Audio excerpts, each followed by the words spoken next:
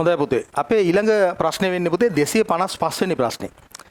දවසේ ගැටළු විදිහට ඔබට වෙලා තියෙනවා 255. ඔබ ඒකට උත්තරේ දුන්න එක බොහොම පොඩි ප්‍රශ්නයක් තියෙන්නේ නේද? අපි කොහොමත් හැම ප්‍රශ්නේම පුතේ ඊටාම සරලයි.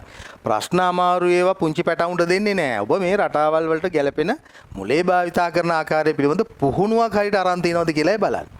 ගෙදරදී පුරුදු වෙලා යන්නේ නැහැ මේ කිසිවක්. හැබැයි අපේ ඔළුවේ තියෙන්න ඕනි අදාළ ගැටලුවේ පිළිතුර ලබා ගන්න ඕනි කරන දේවල් කොහොමද එළියට අරගෙන ඒක බොහොම හිත සතුටින් මොකක්ද ඒකට කියන්නේ නිදහසේ හදන විදිය. පුතේ මේ ගැටලුවේ කියලා තියෙන සංඛ්‍යාව පුතේ දීලා තියෙන්නේ අකුරු වලින් දීලා තියෙන්නේ. ඒතර මේ මොකද්ද මේ දීලා තියෙන්නේ? සංඛ්‍යා නාමය තමයි දීලා තියෙන්නේ. සංඛ්‍යා නාමයෙන් දීපු සංඛ්‍යාව ඔබ හැකියාව තියෙන්න ඕනි. මේක පුතේ සංඛ්‍යාංකයේ විදිහට ලියන්න. සංඛ්‍යාංකය කියන්නේ මේ වචන වලින් තියෙන දේ ඉලක්කමකින් ලියන එක. පුතේ එහෙම ඉලක්කමකින් ලිව්වට පස්සේ ඒකේ කියලා තියෙනවා මේ එක ළඟ තියෙන සංඛ්‍යා යුගල. ඉස්සෙල්ලා අපි සංඛ්‍යාංකය ලියාගමු. මේ සංඛ්‍යා නාමයේ සංඛ්‍යාංකයේ බවට පත් කරගමු. කොහොමද මේක ඉලක්කමකින් ලියන්නේ? 19000 කියලා මේකේ තියෙනවා නේද? 19000ක් තියෙනවා. 895 895 නේද? 895 18ද පහ ටිකක් ලඟ වුණා වගේද? අපි පොඩ්ඩක් ඈත් කරලානේ චුට්ටක් ලියාගෙන ගියා අපිට ඉලක්කම් පහසු වෙන්න නේද? ඔව් මේ වගේ පොඩ්ඩක් ගත්තන ලස්සනයි නේද? ඔන්න 18 19895. උතේ මේකේ මේ එක ළඟ යුගල සංඛ්‍යා වල යුගලක් එකිනෙක අඩු කළ විට එහෙනම් මේ එක ළඟ සංඛ්‍යා යුගල වල ටික අපි ලියාගමුද බලන්න. එක ළඟ සංඛ්‍යා යුගල ගමු බලන්න එහෙනම්. කොහොම බලන්න එක ළඟ සංඛ්‍යා යුගල අඳුරන්න පුළුවන්. පුතේ මේ 1යි 9යි යුගල එක ළඟ යුගලන්නේ නේද? සර් මේ පැත්තේ පොඩ්ඩක් ඒ ටික ලියන්නද? එක ළඟ යුගල නේද? එක ළඟ යුගල. එක ළඟ යුගලයක් නේද? එහෙනම් මේ බලන්න. එක ළඟ යුගලයක් නේද මේ 19. මම ඒ ටික මේ පැත්තෙන් ලියන්න. 19 එක ළඟ යුගලයක්. පුතේ මේ 19 මේ 9යි 8යි දෙන්නා මෙන්න මෙහෙම එක කරගත්තොත් ඒකත් එක ළඟ යුගලයක් නේද? 98 එක ළඟ යුගලක්. ඇයි මේ 8 සමග මේ 9 මෙහෙම ගත්තොත් 8යි 9ත් එක ළඟ යුගලක්. 8යි 9. ඇයි මේ 9යි 5යි ආන්න ඒකත් එක ළඟ යුගලක්. එහෙනම් ඔන්න අවසානයේට 95 කියන යුගලේ මම ගත්තා. එහෙනම් එක ළඟ යුගලවල ඔක්කොම කීයක් තියෙනවද? එක ළඟ යුගල 4ක් තියෙනවා. 19, 98, 89 සහ 95. මේකේ කියලා තියෙනවා එක ළඟ යුගල එකිනෙක අඩු කරනවා. යුගල එක යුගලකින් අනිත් යුගල අඩු කළ විට ලැබිය හැකි උපරිම අගය. පුතේ ඕනෑම තැනක උපරිම අගයක් ගන්නෙ කොහොමද? උපරිම අගයක් ගන්නේ පුළුවන් තරම් පරතරය වැඩි නේද? උපරිම අගයක් ගන්න අනිත් එක මේක අඩු කරලානේ. දැන් එකතු කරලා ගන්න වෙලාවක නම් අපි කරන්නේ පුළුවන් තරම් විශාල එක ළඟ තියෙන පුළුවන් තරම් විශාල අංක දෙක ගන්නවා.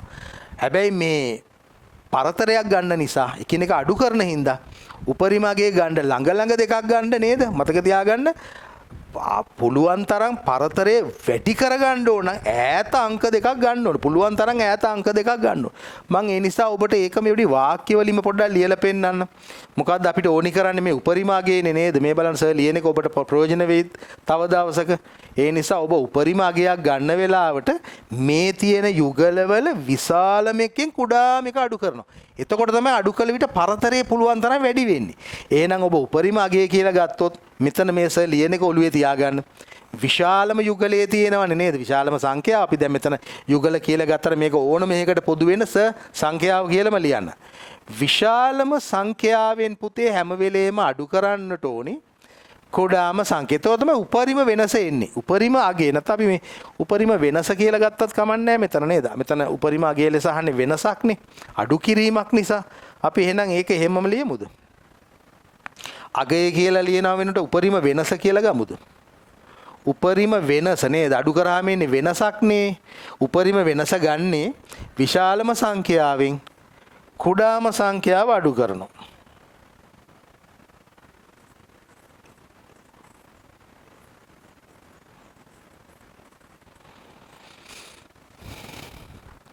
සංඛ්‍යා දෙක වෙනස උපරිම ගන්න. එහෙනම් බලන්න මේකේ තියෙන විශාලම සංඛ්‍යාව මොකක්ද කියලා. උපරිම වෙනස ගන්න නම් මේ තියෙන ඉලක්කම් වල පුතේ ලොකුම අගය තියෙන්නේ 98 නේද?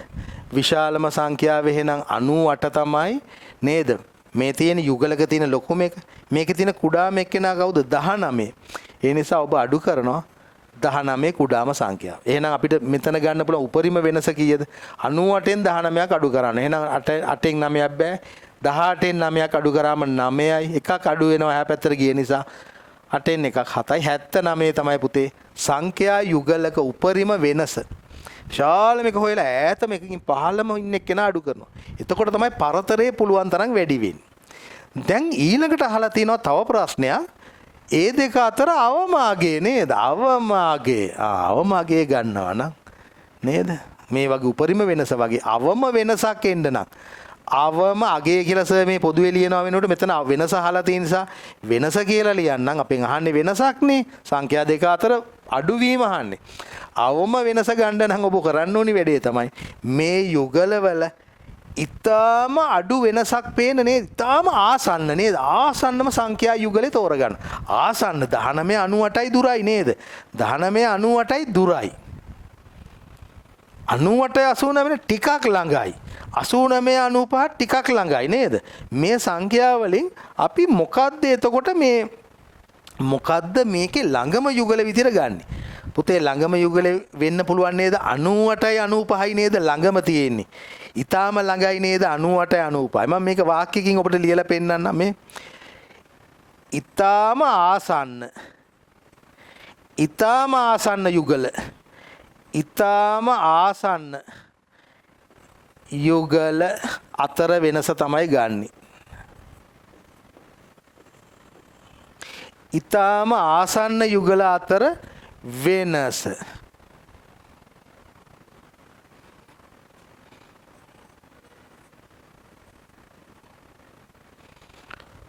ඊටාම ආසන්න යුගල අතර වෙනස ගමු බලන්න පුතේ. ඊටාම ආසන්නෙන් තියෙන 98යි 95යි. එහෙනම් 98න් ඔබ අඩු කරනවා 95. එහෙනම් උත්තරේ කීයද? 3යි නේද? අන්න 3කද වෙනස? අවම වෙනස 3යි. අපෙන් අහලා තියෙන්නේ ඔය උත්තර දෙකද? අපෙන් අහලා නීලා තියෙන්නේ උපරිම අවම අගය අතර වෙනස නේද? උපරිම හා අවම අගය අතර වෙනස. එහෙනම් අපි ඒකට උත්තරයක් හොයන්නයි යන්නේ. දැන් අපි උපරිම වෙනස හොයාගත්තා නේද? වෙනස උපරිම තියනාගේ 79. මේක 79යි. උපරිමාගේ. පුතේ අවමාගේ අපි දැන් හොයාගත්තා 3යි නේද? අවමාගේ 3යි. ඔන්න ඔය අතර වෙනස අහලා තියෙන්නේ. එහෙනම් 79 ඔබ 3ක් අඩු කරන්න ඕනේ. උත්තරේ 76යි. 76යි. සංඛ්‍යා යුගලක උපරිම වෙනස ආවේ 79ක්. සංඛ්‍යා යුගලක අවම වෙනස ආවේ 3යි.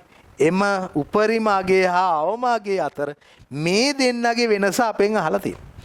ඉතින් ඒ නිසා අපේ සංඛ්‍යා ගැටලුව බොහොම සරල එකක්. හැබැයි කරුණු ගොඩක් මේකෙන් ආවරණය වෙනවා.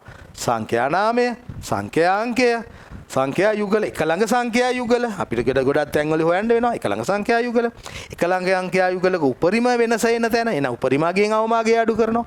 ඊටාම අවමාගේ ළඟම සංඛ්‍යා දෙකක් අතර වෙනස, ඊළඟට ඉවෙන් සංඛ්‍යා දෙක අතර පරතරේ මේ වගේ අපෙන් අහන හොඳට අවබෝධ කරගත්ත හොඳ අවබෝධයක් තියෙන දරුවෙක් ලියන උත්තර වගේ දේවල් වගේ ප්‍රශ්න අපි කරන්න ඕනි. මේක ඊටාම සරල ප්‍රශ්නයක් වුණාට ඔබේ දැනුම වැඩි වෙන්න කරුණු ගොඩක් ආවරණය වෙන එකක්. ලේසි ප්‍රශ්නයක්. හරිම ලේසි. හරි පුතේ එහෙනම් අපේ මේ 255 වෙනි ප්‍රශ්නේ මෙතනින් නවතිනවා. ඊළඟ ප්‍රශ්න කට්ටලේ ප්‍රශ්න පහක පට්ටලයක්. ඒකට අපි උත්තර ලියාගෙන උත්තර ටික එවන්න අනිවාර්යෙන් වරද්දන්න නැතුව ඊළඟ කාරණාව Tamanට අදාළ පන්තියේ ප්‍රශ්න පත්‍ර පන්තියේ අදාළ ප්‍රශ්න පත්‍ර කිසි විටක පිළිතුරු අපිට එවන එක ප්‍රමාද කරන්න එපා. ලිව්වොත් තමයි ඔබට අඩුපාඩුව පේන්නේ. උත්තර ලියන්න නැතුව ප්‍රශ්න පත්‍රයකට පන්තියට සහභාගී වීමෙන් ප්‍රයෝජනයක් නැහැ. ඒ නිසා નિયમિત වෙලාවට අපි අර කියපු තියරි පන්ති වලට ගැටලු රටාවල් උගන්වන සිද්ධාන්ත කොටස උගන්වන පන්ති කියන ඒවාට අපි තියරි කියලා කියන්නේ. අනිත් එක ප්‍රශ්න පත්‍ර පන්තිය Tamanට අදාළ කණ්ඩායමට අයිති එකට નિયમિત වෙලාවට සහභාගී වෙන්න පිළිතුරු එවන වැඩේ අනිවාර්යෙන් කරන්න. ඔබේ ජයග්‍රහණය පහුගිය වසරවල වගේම ඉතාම ඉහළ ප්‍රතිඵල බවට පත් කරගන්න නම් ඒ කැපවීම ඔබ කළ යුතුමයි. ජයග්‍රහණය ලබන්නේ කැපවීමෙන් මිසක් ප්‍රාර්ථනා කිරීමෙන් නෙවෙයි. වැඩ කිරීම හරහාමයි ප්‍රතිඵල ලැබෙන්නේ. හරි එහෙනම් ඔන්න ඊළඟ ප්‍රශ්න පහේදී අපි නැවත මුණ ගැහෙනකම් සමුගන්නවා. දැනට මේ සතියේ වෙලා තියෙන ඉතුරු ප්‍රශ්න පහට ඔබ පිළිතුරු එවන්න අපි ඊළඟ වීඩියෝවේ මුණ ගැහෙමු. වෙන සියලු දෙනාට පුතේ ආයිබෝවන්.